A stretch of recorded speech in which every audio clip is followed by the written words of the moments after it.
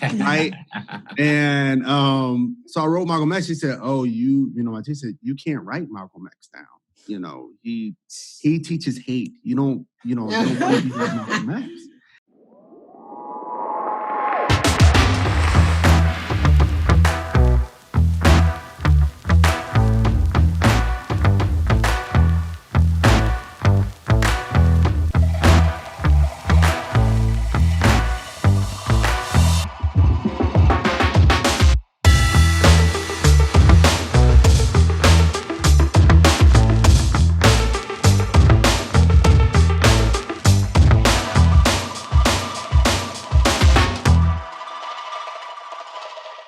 And so she made me erase it. And my mom was so upset. She was so angry about it. And she, made sure that we got that at home because she was like, they're not going to get it there. Obviously, we're not going to get it there at school. And so I echo, I tell people all the time, when they ask me as a history teacher, like, how do you feel about, majority white schools teaching, majority white history? I'm like, well, that's their job as a system. So it's on us, really, to teach what we need to teach our children, because it should already be understood that, they're not going to, you have a lot of in the closet racists in these school systems. And I try to explain it to people. I've been a sub. I'm a full-time teacher. I've spoken to a teacher who told me, I was a long-term sub. He said to me, how was your first day? I'm like, oh, it was good. And he was like, yeah, man, it's like a jungle in here, man. You gotta be careful. This is middle school, And I remember hearing that, and me and him had a back and forth on that. But it made me realize, okay, I got to stay in this school system for a bit longer than I intended, because you got a lot of these white folk coming into education that we think are there for our kids because they got a big smile on their face. Right. But a lot of them are there, honestly, to get out of tuition. And so that they feel stuck with your children. And they do things and say things to your kids you wouldn't want to be said. So I'm glad that is, an important part of your household. So I know everybody here is waiting for it. I just wanted to ask y'all things that I personally wanted to talk to you guys about. Everybody watching wants me to talk to you about polygyny, as I'm sure you know. Before I get there, my viewers are gonna be a little upset. You did mention Obama, and I kind of wanted to dig into that a little bit more, because I always said that Obama used two things to get where he's at. He used the color of his skin, or the fact he's of African descent, and he used a Muslim name to get where he was, because no one called him Obama in his neighborhood. Nobody called him Barack in his neighborhood. Everybody called him Barry. That was his name as far as socially it went. And I just wanted you to go a little deeper into it, because I just want to let you know I'm for it. You can go as deep as you want into the whole Obama thing, because honestly, he used identity, which a lot of times people on the left use, as a means to get someone they want to get into office or to appeal to groups. They'll use your identity and say you must vote for this person because they are Black and he has a Muslim name, so he can identify with you. You need to vote for him, not considering his policies and such. So I wanted you to go a little bit deeper into that before I get to everybody's questions. Well, we don't want to spend too much time on that, only because that would be saying that, elections are fair. It's not a selection versus an election. Right. Okay. And that would also go to say that his father was not one of the top dozen wealthiest people on the planet that left a trust for his 3 children, which makes, if you look at Obama's tax returns last year, almost $700 million. So, or that his family is well tied into the Bushes, who's he's related to by long distance, because his father was the head of an assassin squad over in Indonesia and so on. So it goes pretty deep. Matter of fact, the best breakdown I heard of it was by Judge Joe Brown. You can find a link on YouTube and really break it out about his family and how he came up and the way it was supposed to come up. It was basically, George Bush's 3rd and 4th term, if you will. But sadly, we take exception in love style over substance.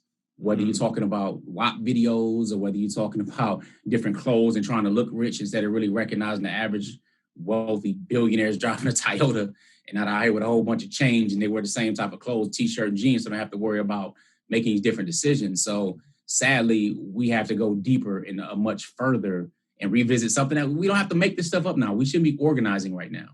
So if you look at 101 years ago, if we haven't accomplished with what we have now with the amount of people who are billionaires and have resources to them that Marcus Garvey accomplished 101 years ago with cruise liners, ship liners doing business and taking people back to Africa, for example, forming his own political party, manufacturing plants with black dowels, hotels, old streams of apartment buildings, his own auditorium, or we're talking about, we can go on and on and on about the list of accomplishments we haven't done. And that's with somebody with a 6th grade education and building up the UNIA without social media to over 6 million members, 101 years ago. But of course, they pit us against each other, so we get W.E.B. Du Bois, put out in our face, but he was one of the main detractors and one of the main people to go against him, So we have to be a lot more intelligent than just saying he got a good walk and we got the strut and everything else. Because, they look good. I mean, his wife was black. She from here. You know what I'm saying? I would support her over him. There's an agenda. So when it came down to the crash of the currency and protecting the big banks and all that, that goes, again, into a discussion that we're not really ready to have on that level. Because we still trying to figure marriage out and who I'm going to marry and whether or not polygyny is straight or if I should be talking about love is love and supporting homosexuality and feminization of the black man versus, expanding my family with polygyny. We can't even deal with that and be pro-morals, then we're not even, we're not at the level to even discuss politics at a higher level or at least on the local level with our local aldermen and people that run our council and our mayors. I live in a city where it's majority so-called minority, but we're dealing with the same white guy for the last 16 years when we had a more than competent enough black woman that was running, but due to the division amongst black people, now we're sitting here dealing with somebody who was incompetent leadership during the pandemic, and we seeing the reality of the lack of unity on something so basic. Yet we want to talk about, how Trump won Wisconsin back 4 years ago and yada, yada, yada, when the reality is if you haven't addressed the issue of the Electoral College, you haven't been doing anything because Trump lost, yet he still won. We can't have those conversations if we can't get our families in order. Most definitely. So let's get to the family. All right. So I have a question right here. This is the first question. I got a lot of private ones. People, you can put it in the comments. Maybe you don't want to. You could write in my DM too, but you can put it in the comments. What is the best advice you can give for a new marriage to making it a lasting marriage? Yeah, I've been talking a lot.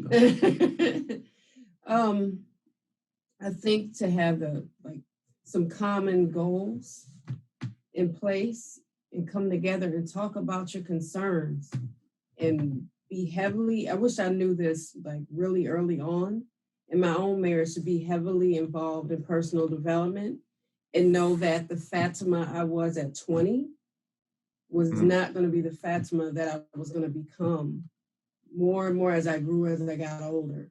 I wish I had that early on, and the understanding that maturity was going to take place in my life, and I was going to have to understand that I would change, our marriage would change, husband would change. So many of my children would change because I was the girl that said, I'm not getting married. I'm not having no kids. I'm not doing none of that, when I wasn't Muslim.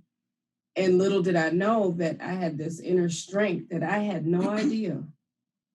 But Allah knew I had it. And that I was going to bring forth life 7 times over. When I had denied myself that years prior, I had to learn that I was going to mentally change and evolve, and that I should my grandmother had to tell me, she said, you think that he has some type of telepathy or some type of, window into your mind. You have to tell him what you need because don't expect him to just guess, because to me, if I said something, I was like, well, I don't understand why I just can't keep coming up here getting plates for him from you. I mean, this is working out great for me. And she was like, no, you have to learn how to cook for your family because I won't be with you always. My mind wasn't ready to hear those things. So I had to understand that I was going to change, he was going to change, and I needed to speak more you know, and protect my ego less. Mm. I had to learn that. But I wish I had been. My grandmother was trying to tell me that, but as some older folks from the South, she spoke in riddles. So you parables, riddles. But I was so invested in protecting my own ego that I didn't understand I needed to, you know, have this that mental stamina, you know, that I should have had.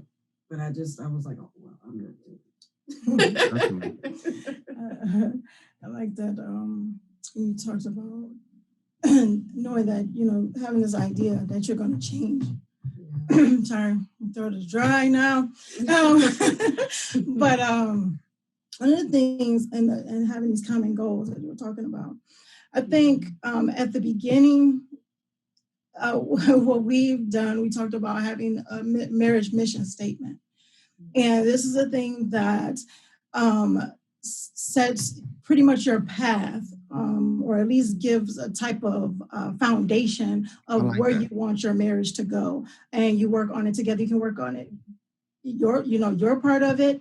The husband work on his part of it, and you come together and you see where you see where you intertwine. We are all individuals, so we're going to have our own, our own likes, dislikes, things that's going to push our buttons, all these other different things. But being able to say, you know what, this is what I want in this marriage. This is what I'm looking for in this marriage. This person saying, this is what I'm looking for in this marriage, and this is how we are going to make this work together. Mm-hmm. And we are going to communicate. And if we have some issues, this is where the issue is going to lie. So it's these different steps, but it's these different steps that we must take in the beginning so we don't have to backtrack later on in life. Mm-hmm. So it's these steps of having that mission statement. This is what we're going to do. If we have any issues, then this is what we're going to do as well. I was raised this way, you were raised this way, but now we are grown and we got to come together and do our own thing and kind of, find out what works best for us now, not what worked for us as we were growing up in somebody else's household type of thing. So starting off as a new couple or, new family is pretty much setting the course for what you guys want it to look like and work towards that. Indeed. And I would add, really understanding what commitment is. I learned from one of our mentors. He said, commitment is doing what you said you would do, even after the feeling in which you said it is gone. So we make decisions, again, based on our emotions for the most part. We justify them with facts or circumstances. Mm-hmm. So doing what you said you do, meaning you're going to follow through. So the advice I would give is to know thyself. Had I known myself a lot earlier, like we mentioned today about the personality types, knowing your personality type and what, again, and it's not, you're not in a box. It's not just a label, this is my personality type, this is what I can do. No, we're humans, okay? So we all have all this part of us. However, we usually land in one category for our entire lives. Mm-hmm. And with that, it's about 80% accurate. You'll see it 80, 85%, depending on who a person is. So when it comes to career, where you feel you can thrive at and what parts really don't interest you, you don't want to have a bunch of strong weaknesses. Mm-hmm. You can focus more on your strengths, but knowing thyself, what your personality type is, what things turn you on, what preferences and things you have, then also knowing what those values are. Mm-hmm. Because for men in general, let's say respect is a high value for men, Black men in particular. And you look into the whole, the psychology of it and the whole so many different sociological studies, you'll find that Black men, of course, some have been the most disrespected men, period. So when it comes to our women, we want to at least get respect from them because they should be understanding our struggle. But many of our women have it twice as hard because it wasn't a positive man necessarily in their life, or they dealt with men who weren't men who've abused them, and we're dealing with women having dealt with the different broken parts in their life and dealing with trust. And then, of course, it goes in a perpetual cycle, and it's been happening since about the 50s and the 60s.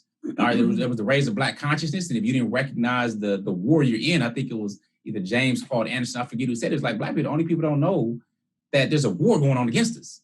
But if you look at time, just in these last few decades, look at the rise of Black consciousness, who funded that? Black folks funded it. Black families funded this. It's very important. So that Black family who, after the mass migration north, coming from down south up through Chicago, from Mississippi and Alabama, so on up north, the greatest migration in U.S. history. Once that happened and we began to work in manufacturing centers, Detroit, Chicago, Milwaukee, they funded it. All right, so we talk about the UNIA, Marcus Garvey, that was funded by Black folks, right? By Black folks that were working. So then you had the deindustrialization of our cities, mainly throughout the 80s and the 90s. Now these factories are gone. Detroit look like a war zone. It's ridiculous. Milwaukee used to have plants that, 15,000 some people with good pensions and all that, gone. But if you look at the progress, look at the 70s, you had Black exploitation. Everybody wanted to be pimps and all that kind of stuff, right? You had heroin and all that stuff. Go ahead and inject because you got to control the movement. You have to control the mind. 80s, you got the war on drug by Nixon's. Then you got Reaganomics, which made it that much worse. In the 80s, late 70s, you had Nixon implemented. Then Reaganomics came in the 80s to make it happen. In the 90s, you got mass incarceration with Clinton. This is all against the Black family. This is the threat that Hoover says is the biggest threat. The United States is the unity of Black people, period. He didn't use those words, but he talked about unity being a threat and a challenge. So that being the case, we're dealing today with that same fallout. If you look at it today, you just look around the vacuum like, man, we messed up. What are we doing wrong? As though it's brand new. It's not new. Mm-hmm. So knowing yourself and knowing your values and where it starts at with the family and educating and moving forward, that right there provides long-term success. Because if you look around now, you'd be like, what happened? Last people I could look at is my grandparents, maybe great-grandparents, something being together and working through different things. Where there's a whole attack and a war going on against you. So you got to be conscious of that. And being conscious of that allows you to be able to plan and strategize for success. But if you don't know you, it's over. Word. And I want to say, man, I just appreciate every time I ask a question, like everybody goes in on it. I truly do appreciate. I'm not just saying that. But I am going to ask. I have a lot of questions in my personal inbox, and I want to try to get through as many as possible. So if one person could tackle each question, just so we can get through them, I want everybody to get their questions answered.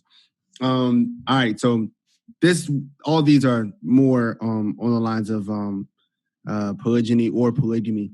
Some of these might be more just poly questions. So what is your advice for women? Or not necessarily advice. I'm trying to put this person's question a bit better than they put it. How should a woman deal with the feelings of jealousy? And I want to go deeper into their question because everybody feels jealousy, whether doesn't matter what type of relationship you're in. But how in this relationship does a woman deal with that type of jealousy, if any? And did you or didn't you? And how did you deal with it?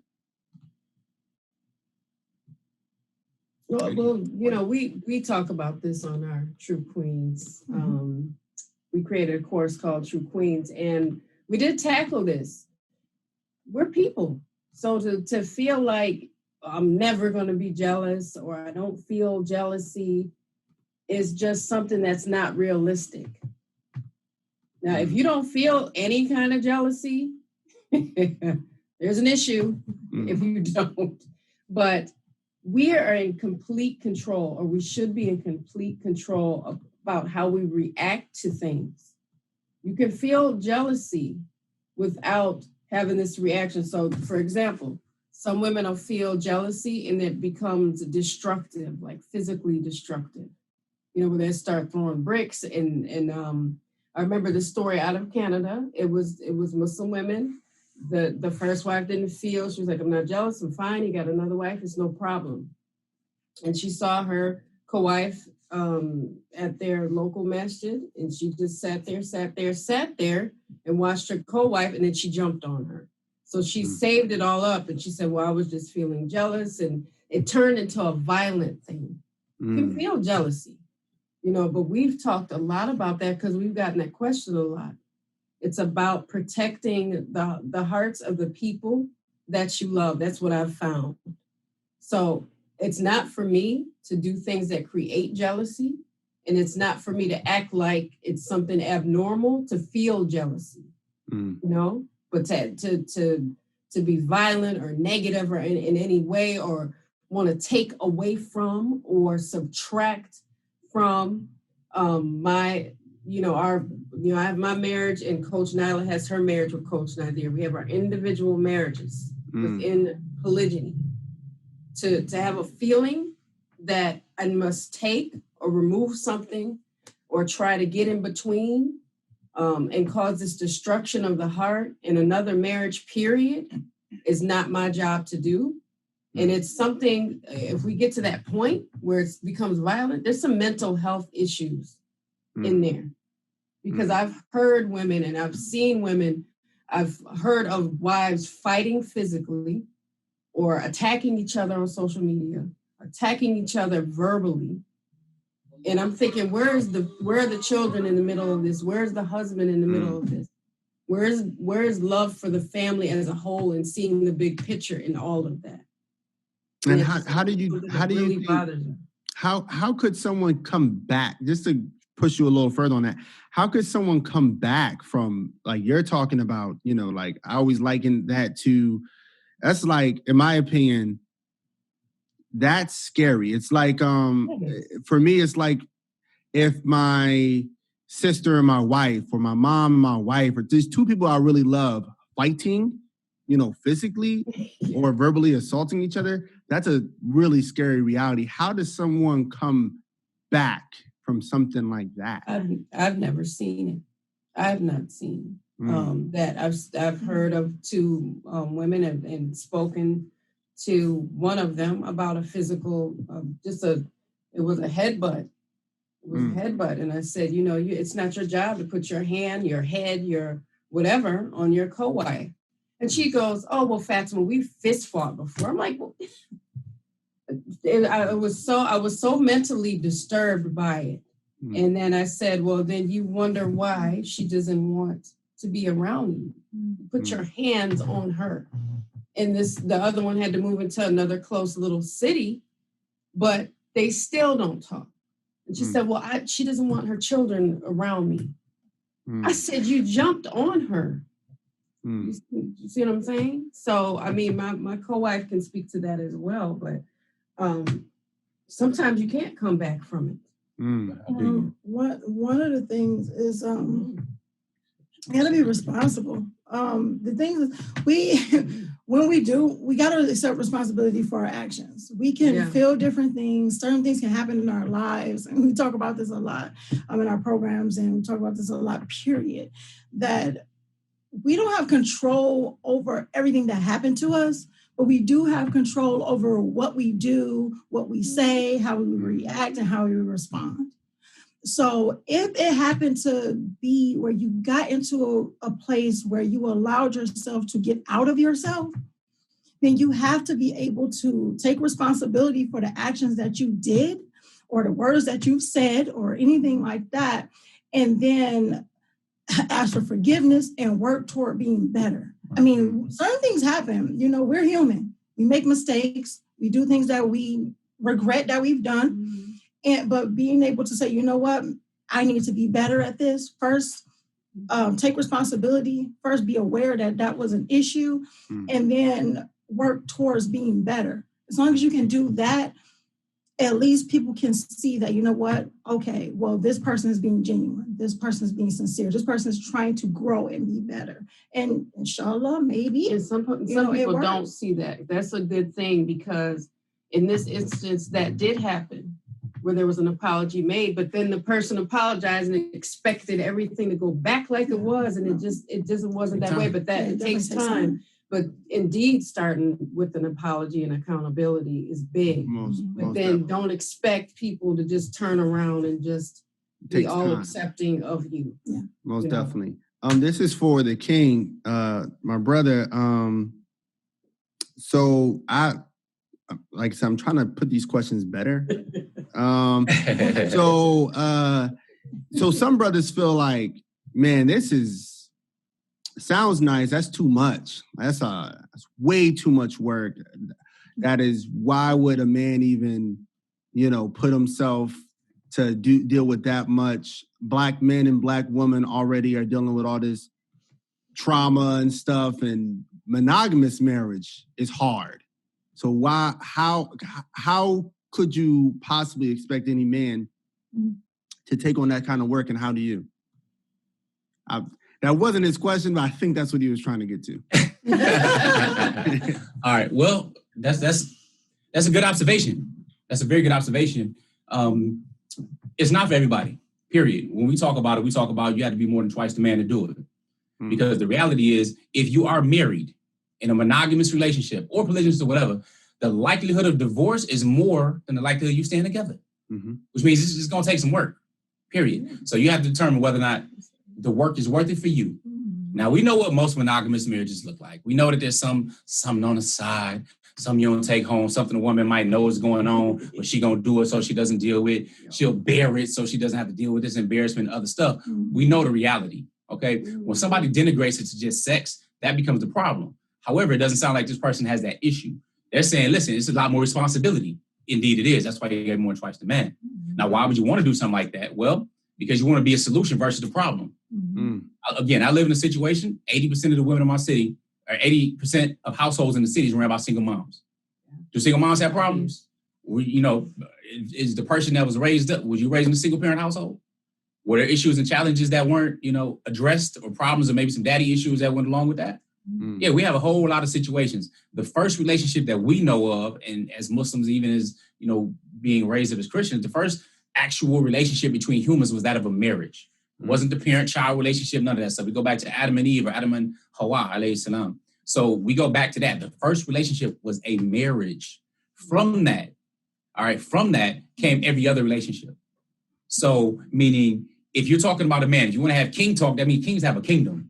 And there's things that need to be protected in that kingdom, things of value in the kingdom, and people play their different roles and parts as a part of that kingdom, right? And legacy building. So you have, of course, the king and the queen or queens or what have you, right? So with that being said, why would somebody want to do that? Because they want to be a solution. They want to be stretched. You want to move more towards what's possible in being the average. We don't strive. We're not average personal relationships. That's not what we are. We outstanding personal relationships. Because average, and we teach, I heard this quote, and it's real. It's like average is nothing but the top of the bottom, or the bottom of the top. That's it.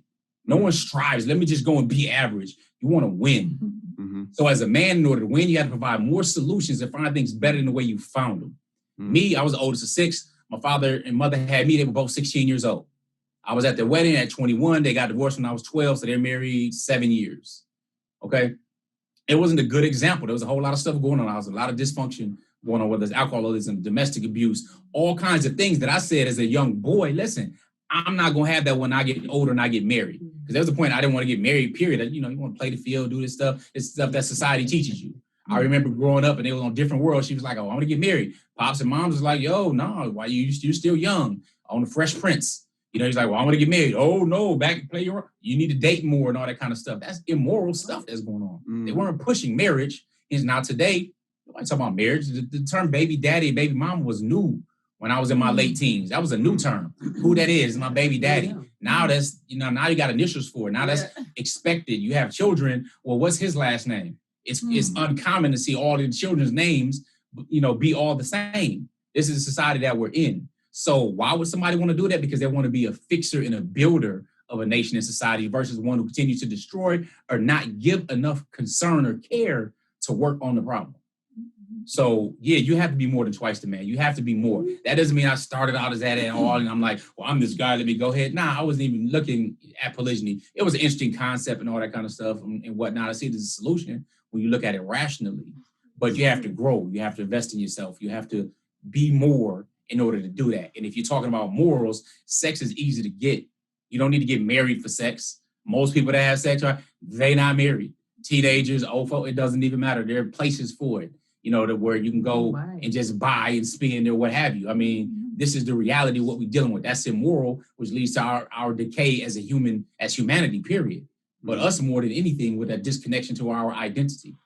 So why would they want to do it? Because you want to be more than twice the man. If you don't want to, it's cool. It's a lot of seats in the back.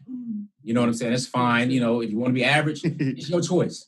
But it indeed is a serious responsibility. So those who don't take it serious and try to participate in it end up destroying a lot more lives in that process and need to be called out about it. That's where you get a lot of the horror stories from. And that's what we intend to shine the light on the way it works. At least, as the way it's worked for us and those who are usually, more private in it. But that's really the reason. You want to be a solution. You want to be proud. So when your death and your time comes, you see the legacy that's left behind, that you've been able to demonstrate some type of excellence and strength and something that's going to solidify and grow, at least prayerfully, for the positive. That's what it takes. If you're not thinking that big, that's no problem. You can either work with building an Amazon or you can go ahead and sell lemonade. Nothing's wrong either way. Just do something. Most definitely. And this is another question for you, sir. This is from someone in your OPR group. Now I'm going to tell you it was a long message. They like leaving long messages. All right. So I'm going to read it in its totality. Normally, like I said, I take the question and, put it, but I'm just going to read this one. Assalamu alaikum. I am coming from the OPR group that includes coaches Fatimah and Nyla. Did I say it correctly? That's fine. Names. Okay. My question is for Coach Nazir. Nazir. Am I saying that right, sir? I don't want to say anybody's name wrong because people say my name wrong all the time. All right. I support polygyny, but I was wondering for those sisters who chose not to participate in it, why do some brothers and sisters try to guilt trip them into accepting it and accuse them of being selfish? I personally feel this is not a good approach to try to convince someone to accept it. Rather, I would think giving them a choice would be better, as many already see this beautiful practice as something negative. To each their own and what makes them happy. That's the question. Oh, so the question was more people are guilt tripping and not accepting it? Yeah, why do brothers try a strategy of guilt tripping women into accepting it? And I guess should they or should they not? And why do they even try that? Oh, well, that's a relatively easy answer.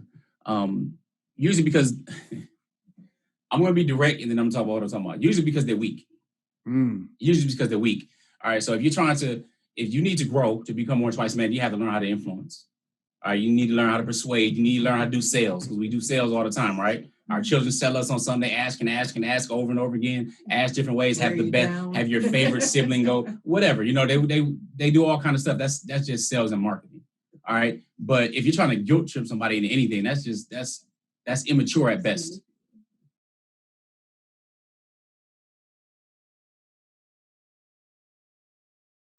Here are 3 ways outstanding personal relationships can help you. One is by following us on our social medias. Follow us on IG at Outstanding Relationships and on Facebook and YouTube at Outstanding Personal Relationships. And make sure you subscribe and hit that notification bell. Number 2, make sure you head over to outstandingpersonalrelationships.com and subscribe to the email list. From there, you will get downloads as well as updates, any and all updates. And you also get an update on the release of our new book, Let's Talk Polygyny, Uncensored. Number 3, if you are serious about polygyny relationships and really developing fulfillment and happiness, make sure you register for our Relationship Mastery Inner Circle, which is members only, which includes downloads. It includes access to us live on a weekly basis. So that's at outstandingpersonalrelationships.com/RM. We'll see you soon. Assalamu alaikum. Peace.